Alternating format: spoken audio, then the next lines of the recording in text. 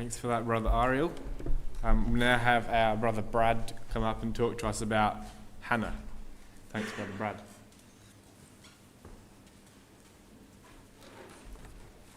Thank you, Daniel, and thank you, Ari, for that reading. And good evening, young people. It's lovely to be with you again and inviting me back to Northern. It's great to come back to Northern. Had many good memories here when I was a little bit younger. So thanks for inviting us back. Well, Daniel has set the bar very high, and he's sort of set this expectation that this talk is going to be interactive. It's not going to be interactive at all. So my apologies for that. Or what was the word? Interactive? Involved. It's not going to be involved. So sorry, if you're hoping for an involved talk, you might be let down. But your committee is very involved because I've picked out a fantastic topic for you this year. It's a great topic, it's a relevant one. Standing in a fallen world. And it's a very specifically chosen out topic, I would think. And it's a very carefully worded topic that they've chosen for you. And the series this year that you have come to discuss in Northern isn't standing in a falling world, it's standing in a fallen world. And when we look at the world outside us and around us that we live in today, we could be forgiven for thinking that our world is going pretty good. It's not too bad. You know, everything's going really well. There's no real issues. We have plenty of food. We've got cars. We've got jobs. We've got all these wonderful things. We have a great country. We have great weather. We have today it's not that great weather, but we've got great schools. We're blessed with Heritage College. We've got all this healthcare that we're looked after really, really well. And on face value, when we think about it, it looks like our world's actually going pretty good, especially for you young people. This is the involved part, and it's not very involved, but hands up who likes apples. I don't have enough apples, but you can have an apple. Up the back. Oh, sorry, take that. No, you missed it. Anyone else want an apple? You can have an apple. Does anyone else want an apple? Over there. Good catch, that was nice. Anyone else for an apple? I'll go at the back because I'm just testing my arm here. Oh, I missed it. Sorry, Teacher Gully. You can have one. My throwing's dropped, actually. Right down the back. I'm not going to make it down the back. You can have one there. Anyone else for an apple? It's about the only enjoyment you'll get all evening. Anyone else? Right up back. Oops. Good catch. That was nice. Oh, that's a good one. I'll leave that one I might need that one. 2 left. Does anyone want to pay for an apple? Anyone willing to pay for an apple? No one else wants an apple? All right, we've got 2 left. Enjoy. Why am I talking about apples? I'm talking about Hannah. Is there anything worse, though? Is there anything worse in life that when you have a nice, shiny red apple like that, nice, shiny red apple, and it's a very, very hot day, and you're sitting under a lovely tree, and you've just got yourself a fantastic, lovely apple. And like, was it Isaac Newton, I think it was, he was sitting under a tree, and an apple fell, and that's how he discovered gravity. So you're sitting under the tree, you've grabbed your apple, and you're hoping it's going to taste absolutely fantastic. I just heard that crunch. That was a nice crunch. Yeah, okay, good stuff. But you've got your apple, and you bite into the apple, and you're expecting another nice crunch like I just heard there, and in fact, all you get when you sink your teeth into an apple is just this floury, mushy nothingness. Is there anything worse than that? You sort of set the expectation high, and you've been disappointed. It's super, super, super disappointing. Not much more things that are more disappointing than that. But young people, what I'm trying to say is that is our world. That is our world outside here tonight. It's our world. It's a fallen world. It's not a falling world, it's a fallen world. And yes, parts of our life look like they're beautiful, and parts of our life look like they're wonderful. We've got wonderful things like we've got friends and family and all those sorts of things. They're great things that God has blessed us with to make our lives livable. But when we choose to look at our world critically, it actually starts to look a lot like a mess. You know, when we look out into our world today, there's things like there's environmental issues, there's social issues, There's things which maybe you guys aren't so affected by, but your parents probably are these days at the moment, things like rising interest rates, and there's cost of living pressures, and there's concern about all those sorts of things. And there's also concerns for you guys that are probably more relevant, things like the social media concerns, there's bullying that you are exposed to, there's some of the harassment, substance abuses, addictions, health issues, depression, anxiety. All these sorts of things, these are the things that our world is faced with, and it's a super, super big dilemma for them. You know, so confused is our world today that even defining what a man and a woman is quite a difficult thing for people to work out. And for years and years and years, our world has been trying to solve some of these problems that they are faced with, and specifically some of the things that you guys are faced with. Our world, young people, without beating around the bush or trying to make it sound any better or worse than it is, our world is not improving. If we look back historically, if we go back 2 years, is our world now a better world 2 years on from 2 years ago? It's not. And if you go back in time, it's continually on a downward trajectory. It's not going up. So if we're sitting around here tonight thinking that all of a sudden our world's going to improve and it's going to get better, it's not. It's going to get worse. And amongst all of this fallenness, amongst all of this downward spiral, this base level of society, our title is somehow suggesting to us, and amongst all this chaos, our title is somehow suggesting to us that we have to be standing up in this world. When this world is completely flat, our title is suggesting that we somehow need to be standing up. Now, so the world has fallen down, and you guys here tonight are somehow going to be standing up. That's a fair statement for our title to suggest, and your series this year to suggest. It's the complete opposite standing up of obviously fallen down. Standing in a fallen world is a complete contrast to a fallen world. So how on earth are you guys at your young ages even possibly going to be able to stand up against the pressures that are going to face you when you walk outside of this hall tonight? You know the pressures that you face a lot more probably than I know the things that are relevant to you. How on earth, though, are you going to stand up? How are you going to do it? How is it even possible? Well, it is possible, but it's going to take a huge amount of work for you. It's not easy, but it can be done. And I think this is why there's such a beauty in the topic that has been picked out for you this year. Standing as young people, standing as a collective group of all your mates here tonight, standing in a fallen world. Now, I think tonight that I got the special topic, or one of the special topics. They're all special, as we know, but especially tonight, as this topic is the only one really of a woman for the year. And it's not often that we have classes on women or girls, and I'm not a woman myself, but I was thinking about how that the majority of the talks that we do at youth groups and at the meetings are based on male characters. Obviously, there's more male characters, I suppose, in the Bible. But it's a good topic for the young girls because I'm sure it's relatable. But for those of you that are women here tonight, perhaps at times that you've felt that studies that we have on men aren't maybe as relatable to you as perhaps they are to the men. And perhaps as young women here tonight, you have thoughts at times where you have questioned or you are questioning what your influence can be in an ecclesia, which is traditionally a more male-dominated role, positions on, say, platforms and organisation. And perhaps as a young woman and a young girl coming to Northern, you have begun to question of how you can influence. How can you influence your ecclesia or ecclesial life? What's your role really in an ecclesia? What's your purpose? Well, hopefully by the time we go home tonight, we're going to see that young girls and young sisters have a huge amount of purpose and they have a huge amount of influence in ecclesial life. And influence by them in the truth is absolutely 100% essential. It's essential. And we're going to see later on how that Hannah was able to influence not just her own family, but she was able to influence a wider group of people, including even the high priest in Eli. And that's a very powerful point that we want to take away.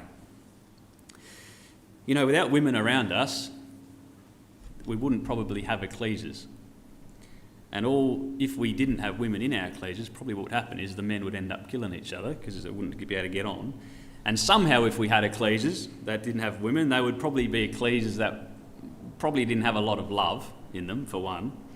They would probably be a very uncaring type of ecclesia. They would be ecclesias which probably lacked a lot of emotion. They'd be very, very cold ecclesias. And they would be very, very spiritually lacking ecclesias. They'd be ecclesias that would be lacking self-awareness, and they would be ecclesias that didn't have a lot of intuition. And they would not be very nurturing types of ecclesias. Not much would get done in ecclesias if we didn't have women as a part of them. And you know, today in our world that we live in, we hear phrases like strong women, or we hear maybe phrases like powerful women. And maybe these are used to somehow reclaim some of the position which has been lost or challenged in the way that some of our women have been treated in the past. But tonight what we're going to do is we're going to examine Hannah in the light of being a strong woman and in the light of being a powerful woman. Because young people, if there was ever a strong woman, if there was ever a very powerful woman, it is this wonderful lady that we've come to examine tonight in our Bibles. It's Hannah. Well, what do we know of this lady Hannah? Well, we first read of her in the very first chapter of 1 Samuel, our reading tonight that Ari read for us, in 1 Samuel chapter 1. Does anyone want to try to say that first name? I want to put up the hand and be brave. No, you've done it already, but you said it very quickly. And if you say things quickly, you often get away with them. But it's quite an interesting name. I'm not even going to try. But we read in verse 1, now there was a certain man of, I'll give it a go, Ramathaim Zophim of Mount Ephraim, and his name was Elkanah, the son of Joram, the son of Elihu, the son of Tohu, the son of Zuph, an Ephrathite. And he had 2 wives. The name of the one was Hannah, and the name of the other Peninnah. And Peninnah had children, but Hannah had no children. Now we're introduced right off the bat to this family unit. Elkanah the husband, and he's got 2 wives, one Peninnah and one Hannah. And we're told something about these 2 women straight away. And straight away, these 2 women are defined by something. They're defined by something. Peninnah is defined as having children, and Hannah as having no children. So we're introduced to Hannah, and we see her straight away not introduced as being Hannah who had brown eyes and long brown hair, or we're not introduced to her as Hannah who was short, or Hannah who was tall, or funny, or Hannah that was sad, ugly, good looking. No, what we're introduced to Hannah as is, this is Hannah, and she has no children. She was barren, and this was Hannah's lot, young people. Hannah, throughout all of her life, or her later life after her teenage years into her 20s and 30s, she would have been known quite sadly as, oh yes, that's Hannah, she's the wife of Elkanah, and unfortunately Hannah can't have any children. That was Hannah's identity, and that's what Hannah was known for. It was Hannah's trademark, the fact she could not have any children. It was her background, it was who she was. And in a time when bearing women was the primary and it was the main role really of the women at that time, not being able to bear children was in fact a massive, massive deal. It was a huge deal. And here we have Hannah being described as being barren. It was who she was. And when we think through Scripture, when we think of some of the other women throughout Scripture, God chooses this particular trial for a lot of women in the Bible. This barrenness. It's used as a trial for many people. We have people like ladies like Rebecca. We have Rachel. We have Manoah, the mother of Solomon. We have the Shunammite woman. And we have Sarah, the wife of Abraham. Famous women, powerful women, very, very strong spiritual women. And in Bible times, as we said, bearing children was a very, very big deal. It was an important role. More so perhaps maybe even in the world that we live in today. Bearing children in Bible times, it was the primary role of the woman. It was the pinnacle. It was the very height of a woman's life. And generally, back then, the worth of the woman was tied to her children and to her offspring. And young people, if you were not able to bear children, sadly, and it's super sad to think of this, obviously, it would become your identity. And it's not something that you could change. It's not something that you have created. It's not something that you were born into. It's who you are. It's your history. Being barren for Hannah, it was part of her. It was her. It was her whole entire identity. The barrenness that Hannah had, it was a burden that she would carry. And it was a burden that she seemed destined to carry forever. It was who she was. Barrenness was Hannah's lot, her burden. It was her cross that she was destined to carry forever. Young people, I want to ask you a question. What burdens do we carry? What burdens do we carry? What burdens do I carry? And we all carry burdens. Everybody in this room carries a burden. I carry a burden, you carry a burden. Everyone does. And for some of us, our burdens are very public burdens. And for others, some of our burdens that we carry are very private burdens. See, when your husband has another wife in Penina who can have children, it's pretty painfully obvious who is the cause or who is the one that is not able to conceive. It's a very public thing. And as we said, some of the burdens that you young people face are public and some of your burdens are private. Battles which you alone know and you alone have to face. And sometimes as young people and as older people, we try very, very hard to conceal and to cover our burdens. And sometimes when we're faced with carrying our burdens, we may not feel supported and we possibly may not be supported. We may feel like we're the only one that is having to carry our burden and that no one can understand what we're going through. And we feel all of a sudden very isolated and we feel very alone. We feel burdened down, we feel sad, we feel depressed. Have you ever felt this way, young people? You know, when the pressures of life just seem to keep coming at us and we're struggling and when we're dealing with some of the pressures and the struggles and the burdens that we're dealing with and someone says something that is damaging, perhaps even downright insulting and deliberately hurtful, and we think to ourselves, how on earth am I going to be able to continue on? How on earth am I going to continue and bear the burdens that I've been dealt? Now, Hannah felt this, young people. Hannah felt this absolutely 100%.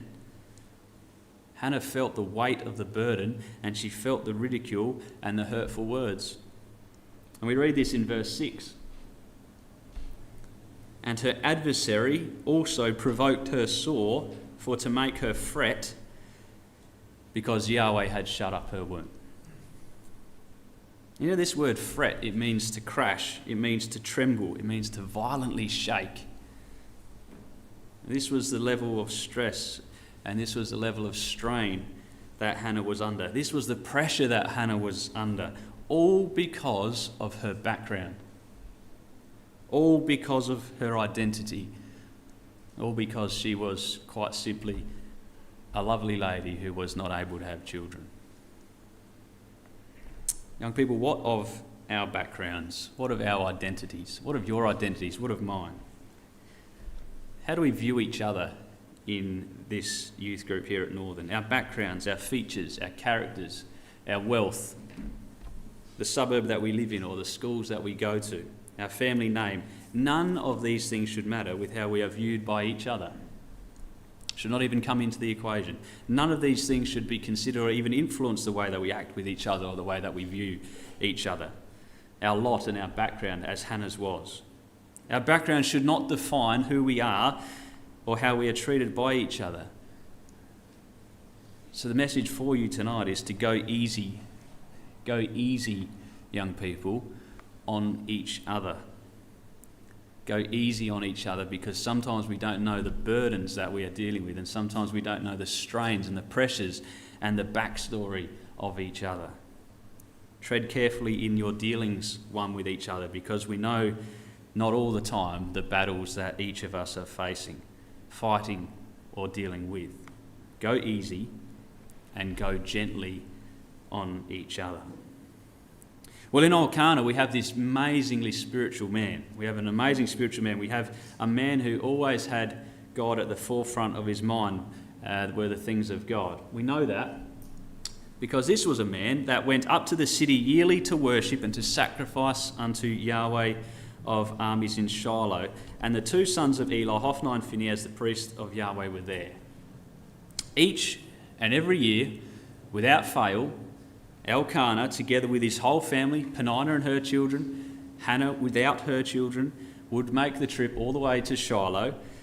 And it was there in Shiloh that Elkanah would give portions to his family, and they would offer them. And he always allocated to Hannah a special portion, a worthy portion, because as we read, Elkanah loved Hannah. And perhaps he saw in Hannah something that was special, something that was different to his other wife. Perhaps he had a real deeper connection with Hannah than he did with Peninnah, and it's clear that he did. And maybe he is the difference between his relationship with Peninnah and that of Hannah was one of a spiritual connection that he didn't share with his other wife. Elkanah was a very, very special man, young people. This was a man who was extremely spiritual, and he was extremely committed to the truth, and he was committed to Hannah. And when he questions Hannah as to her sadness at the time when they went down to Shiloh in verse 8, I like to think of Elkanah as probably like every other man in the history of mankind. He sort of was a little bit clumsy with how he goes about addressing her, isn't he? He says, "Then said Elkanah to her, Hannah, why weepest thou, and why eatest thou not, and why is thy heart grieved? Am I not better to thee than 10 sons?" He sort of doesn't quite get it, does he? You can picture Hannah sort of wearily saying, yes, dear, yet you are better than me with 10 sons. And you can picture Elkanah, can't you, just not fully appreciating what Hannah is going through, not fully appreciating the actual depth of her sorrow and her struggles that she's dealing with. And perhaps he was unaware. Maybe he was even unaware that Peninnah was causing this frustration and this hurt and this grief. Because we don't ever read of Hannah telling Elkanah of this situation. She never goes and tells him or complains to him. And maybe he was unaware that she was being hurt so badly. And you can imagine the snide comments that would have come from Peninnah. And a very sensitive topic and a very sensitive thing to Hannah, Peninnah sinks the boots in the rude comments. You can imagine maybe some of the large birthday parties that she would have held for all of her children, and the extravagance that she would have gone to, and the sarcastic invites to my children's birthdays. You can picture it, can't you? And Hannah quietly away in the corner, just bottling up inside her all this hurt and all this pain and all this struggle. And in doing so, she chooses not to cause further difficulties for her husband Elkanah, and she bottles it all up and she keeps it inside. And I touched just before on the faith that Elkanah had. And for all of his lack of tact, as we said, he was a clearly spiritual man, and we see this highlighted for us a little later as well. But we know he's a spiritual man because to make a commitment every single year to journey to worship in Shiloh, it was a pretty amazing thing to do. Even more so amazing was the fact that this journey was something which he took his whole family on, wives and children. Now you might be thinking I'm referencing, the difficulties in the travel that it would have been. Yes, the travel would have been hard, but the more amazing thing is the fact that he took his wives and he took all his children to Shiloh, because this was a trip that he could have done on his own. He could have left the wives and children at home. It would have been probably a quicker trip, and it probably would have been a lot more safer trip. When I say safer, I mean because if he had left the wives and children at home, it would have been safer, because the trips that Elkanah and Hannah took to the tabernacle were difficult trips. A trip to going to Shiloh to worship God in those times was very, very, very tricky business. It was very tricky business. It was genuinely risky. I want us to just think about that for a little minute. It was genuinely risky, and it was a generally risky business to go to worship God in Shiloh. Think about that. How risky was it for you to come here to youth group tonight? Not really. It wasn't that risky, was it? But for some of our brothers and sisters in the world who aren't blessed with what we've actually got here, that you can all meet here together, it is risky business going to the meeting. It is risky. How risky is it for you to attend your meeting? How risky is it for me to attend mine?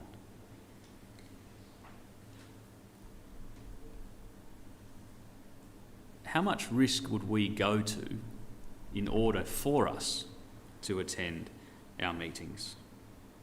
How much would we risk in order to go to our Wednesday night classes or our lectures or our Sunday morning meetings. Attending the meeting was risky business for Elkanah and for his family. And such was his dedication, such was his commitment to his God, that he was prepared to place his family at some level of risk in order to offer the offerings to God and to worship.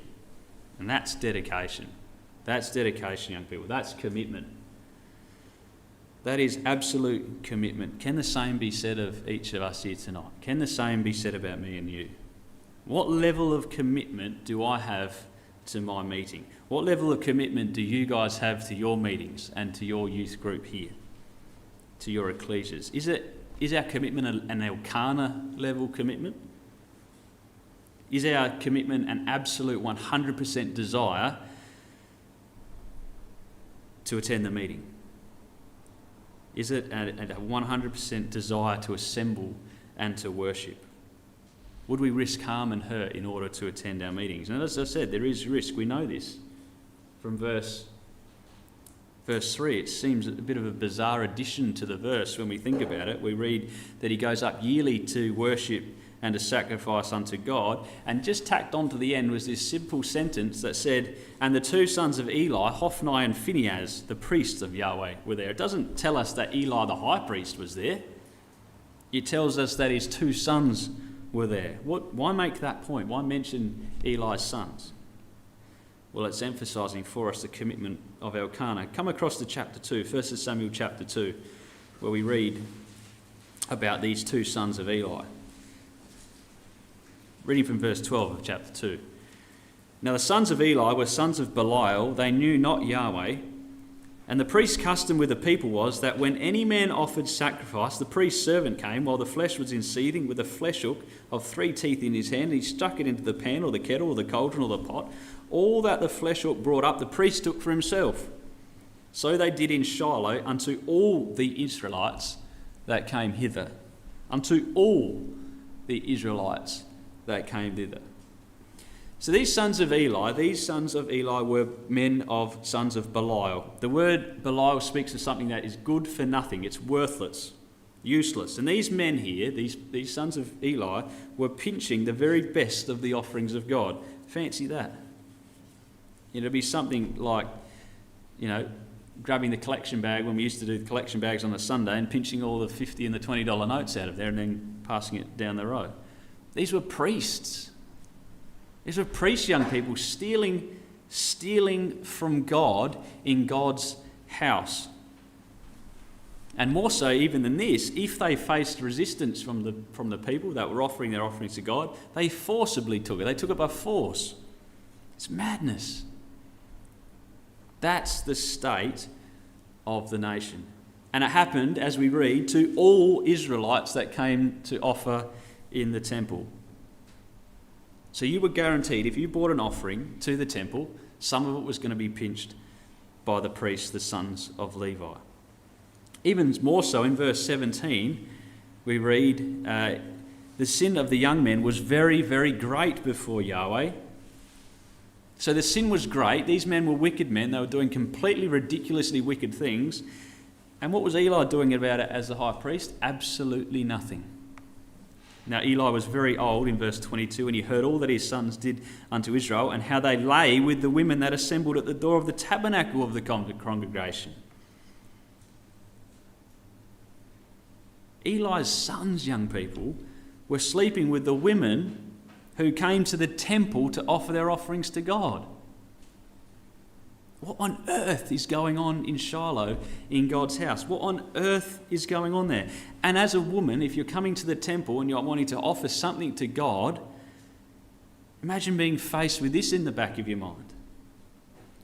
You're faced with even that option of what the priest's sons may do to you, or the other option is that they're going to steal they're going to guarantee that they're going to steal your offering to God. What an absolute mess of a situation.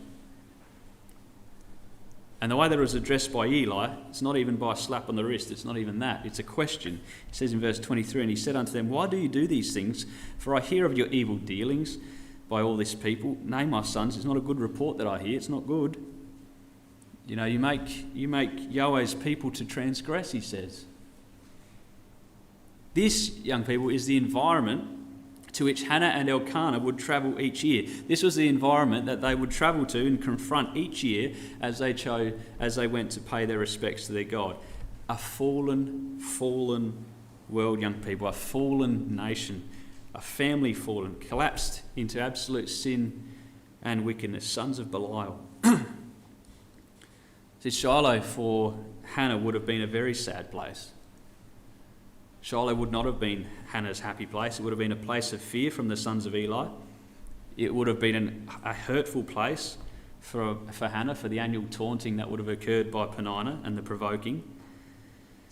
It would have been a very hurtful place for her. How does this then compare to the world in which we live, young people? A fallen world, a world of immorality, a world outside us here tonight that is full of wickedness. It's a world that is full of evil. It's a place where we can be persecuted. It's a place out there that we can be poked fun at, belittled. It's a world that we do feel immense amounts of pressure from. When we're burdened down with life's stresses and life's worries, it's a world in which we are defined by our backgrounds, which identify us as to who we are. This was Hannah's world, just like it's yours and mine also. It's a world of absolute noise and frustration, it's stress, of chaos. But amongst all of this, amongst all this chaos, this noise, this frustration, this stress, this wickedness, this drama, among all this sadness and all of this frustration, among all the bitterness of her soul, in verse 10, Hannah, we find, pouring out her heart and her soul to God in prayer.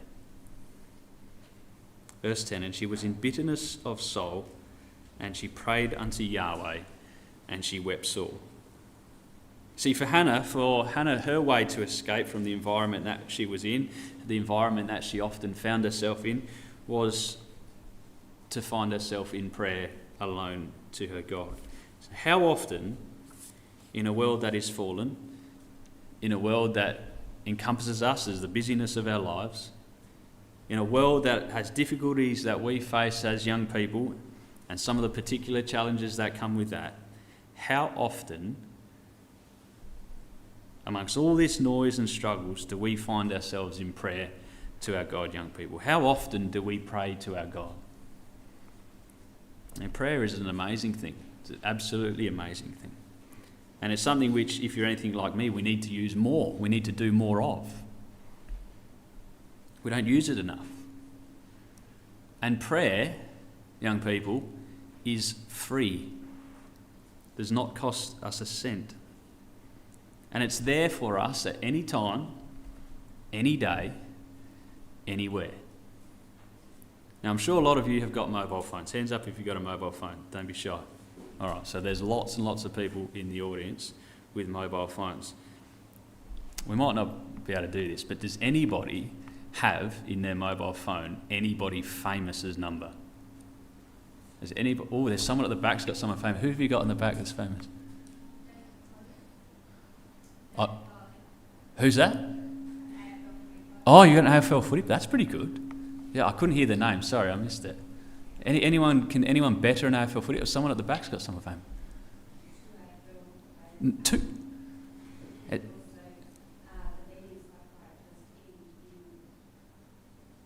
That's awesome. There you go. So we've got a psychologist. We've got about 3 AFL players. So we're doing not too bad here. All right. Well done. So there's some famous people that we've got in our phones. All right.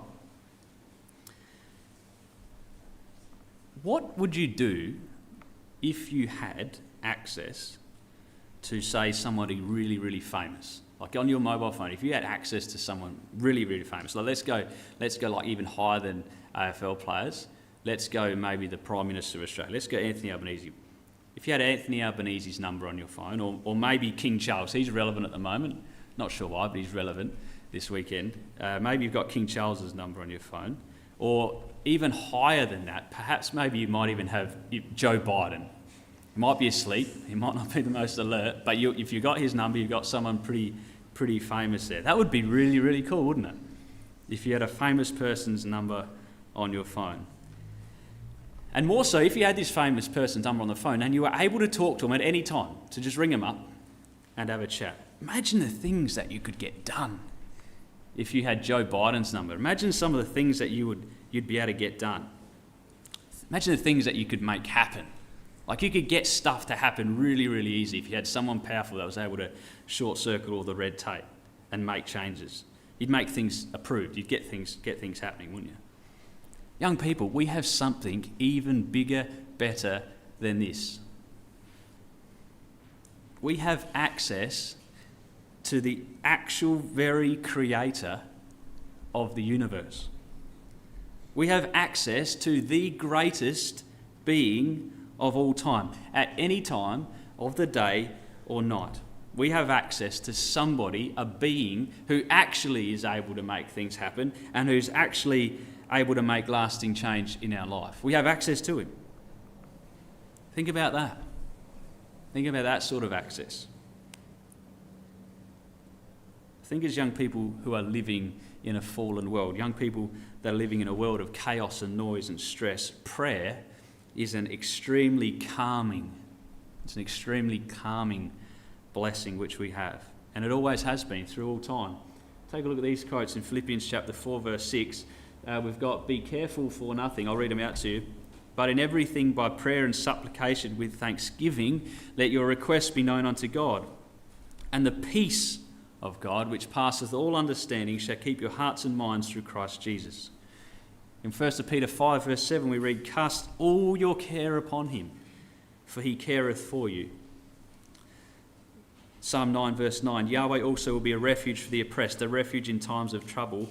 And they that know thy name will put their trust in thee, for thou, Yahweh, hast not forsaken them that seek thee." So in a world that is becoming increasingly difficult to navigate as young people, God, through his word, has provided us some level of comfort. And he asks us, all of us here tonight, to cast our burdens on him. All of our cares, all he asks is that we request things of him. And he assures us that he will protect us. He assures us that he will be a refuge for us. He tells us that he will never, never, ever forsake us, each one of us. He will never forsake you, young people, ever, because he cares about us and he pleads for us to speak to him. How often do you talk to him in prayer? How often do we have conversations with him? Not even formal prayers. I'm talking the informal. Hannah's was a sort of formal prayer, set out in a formal way, in a formal setting with a very clear message. But informally, how often do we throughout the day converse with our God? How often do we involve him in our mental decisions that we make and think on him? Hannah did. And she was in bitterness of soul and prayed unto Yahweh and wept sore. And she vowed a vow and said, O Yahweh of hosts, if thou wilt indeed look on the affliction of thine handmaid and remember me, and not forget thine handmaid, but will give unto thine handmaid a man-child, then will I give him unto Yahweh all the days of his life, and there shall no razor come upon his head. Hannah's safe space, young people, was in prayer to her God. In her great bitterness, she pours out her heart to the only person who actually truly understood what she was going through. And she pleads with God that he would remember her. Please don't forget me, she says. Why on earth does she say, don't forget me? Why does she make this point of saying, please God, don't forget me? This would not have been the very first time that Hannah had prayed for a child. Year after year after year, day after day after day after day, she would have been praying for a child. And day after day after day, and year by year by year by year, God did not deliver her a child. Elizabeth and Zachariah, they too were people who prayed for a child day after day after day, and finally, right towards the end of their life, God comes and gives them their blessing. Patience, young people, patience. See, a lesson which Hannah learned through her life is one that we too can learn today in a fallen world as we navigate this world that we live in. In all aspects of our life, we need patience. And as young people today, I'm sure it's very difficult for us to have patience. We live in a world that we have everything we want and anything that we can need, and it's instant. It's right there, the tip of our fingers. You know, we need a pizza, we get it delivered. We need to find out knowledge, we Google it. We need to go the other side of the world, well, we fly across there. We need to write an essay or do some homework. We use artificial intelligence these days. Anything we want, anything we need, anything we eat, we read, we watch, or we participate in these is absolutely 100% instant. It's there, right there for us whenever we want. We don't wait on a single thing these days. And yet how frustrating is it when the movie that we're watching suddenly starts to buffer, or how angry it is when Uber forgets our delivery for our food, or our plane gets delayed by half an hour, or the traffic is bad, or the worldwide crisis is when TikTok goes down. See, the world that you guys live in as young people is a world that is geared to instant gratification.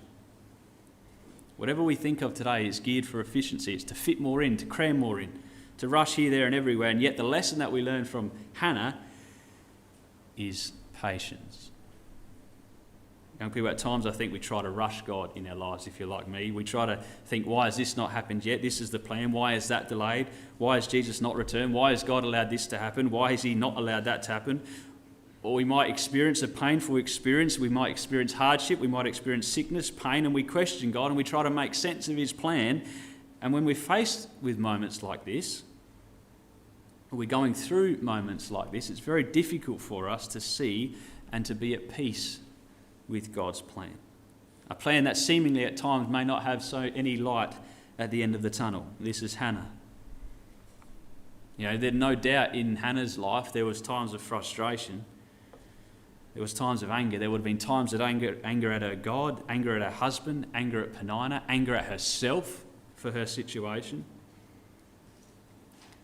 But as we know, young people, whatever circumstances or situations that we find ourselves in, no matter the issues that we are dealing with in our lives, whatever you're going through, God is in control and God has a plan. The challenge for us is to have patience and to see and to trust his plan, because God is not rushed in achieving his plan according to our own personal timelines.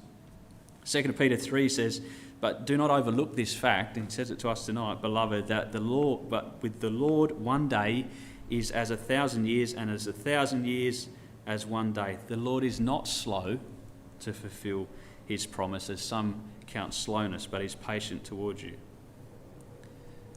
In the book of James, in chapter 5, verse 16, we're told that the effectual fervent prayer of a righteous man availeth much. And if there was ever a more fervent prayer, it was the prayer of Hannah. And if we return to the story in 1 Samuel chapter 1, we read, "And it came to pass in verse 12, as she continued praying before Yahweh, that Eli marked her mouth.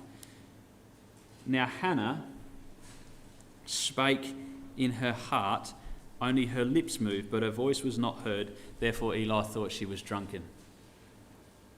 And Eli said unto her, How long wilt thou be drunken? Put away thy wine from thee.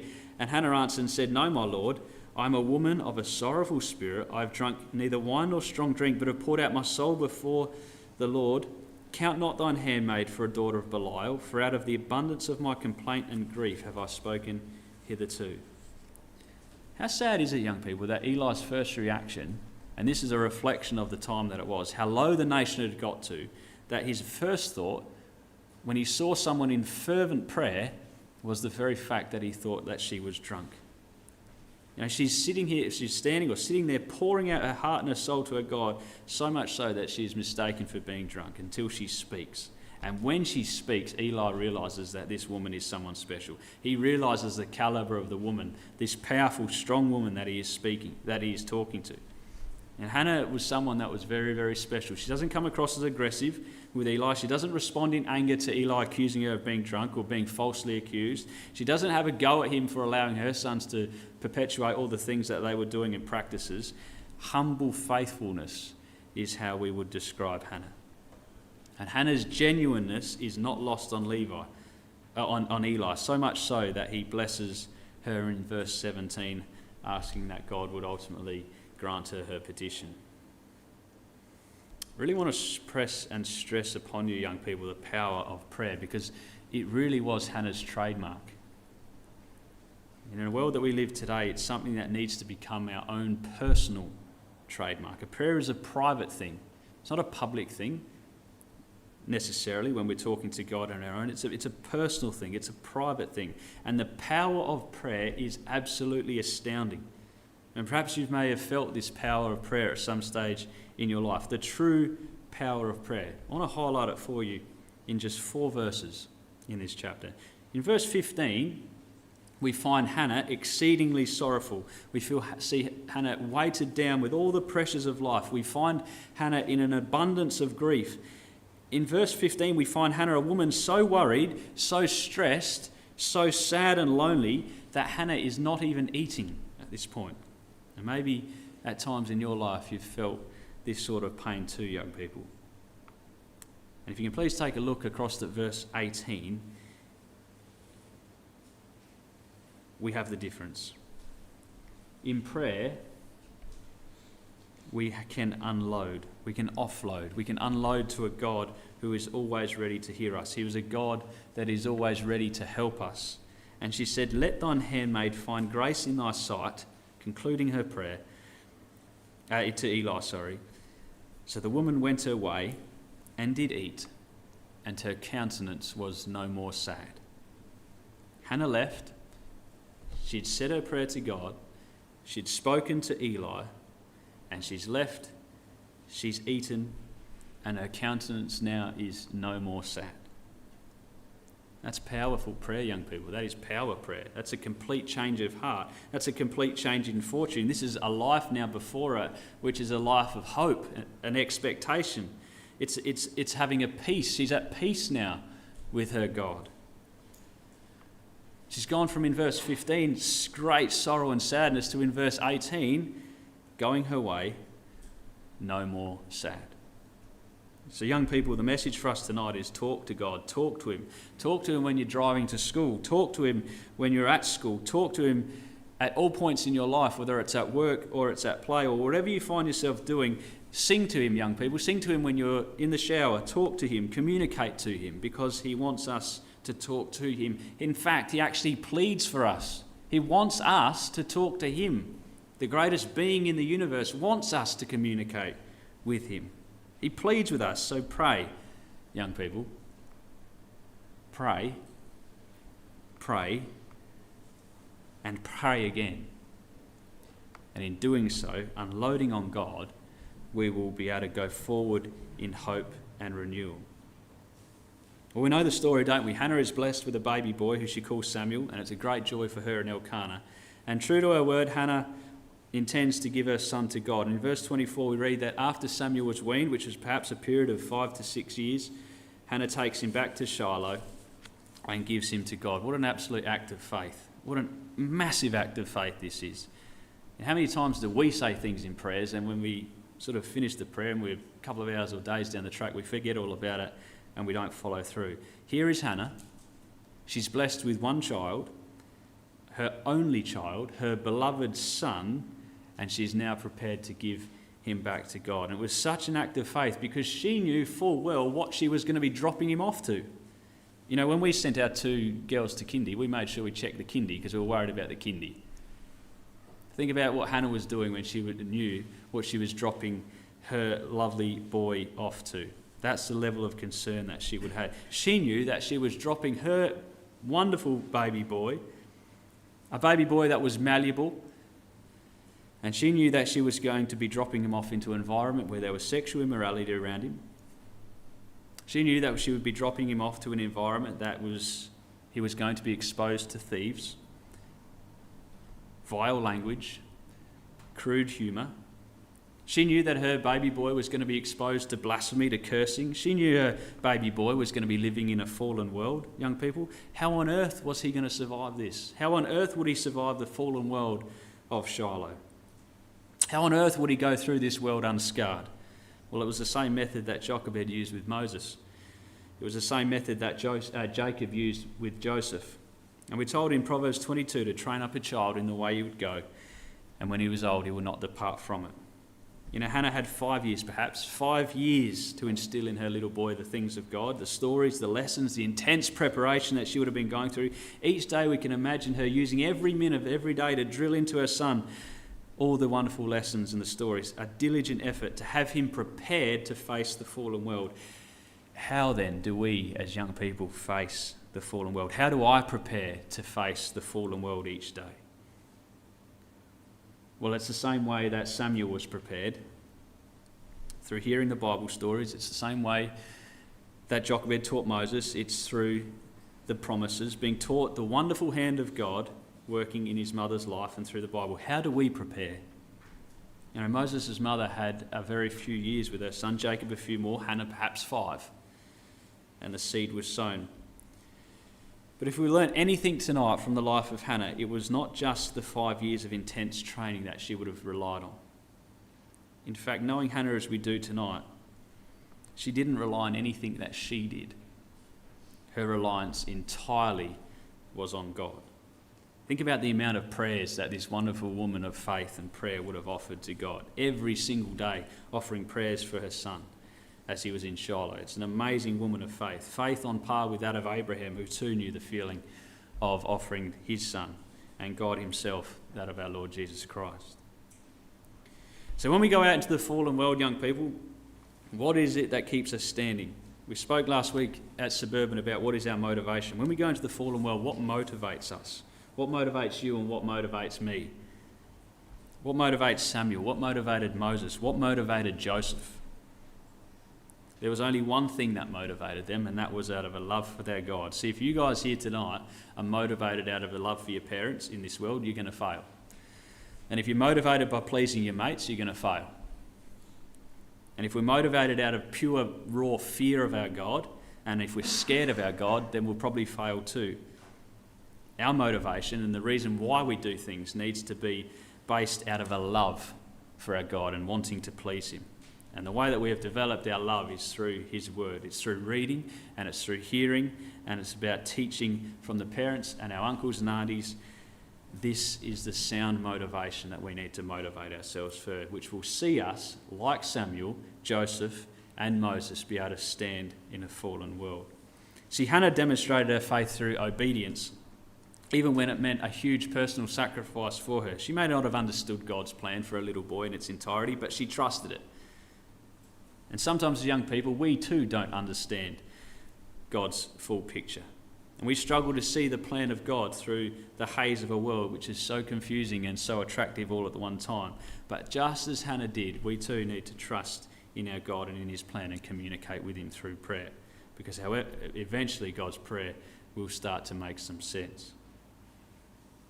Hannah was a strong woman. Hannah was a faithful woman, and she was a powerful woman, and she was a woman of prayer.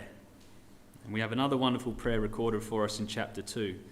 You know, we'd forgive Hannah for feeling sad when she dropped her son Samuel off to Eli the first time. But we read in verse 1 of chapter 2, "And Hannah prayed and said, My heart rejoiceth in Yahweh, my horn is exalted in Yahweh, my mouth is enlarged over mine enemies, because I rejoice in thy salvation.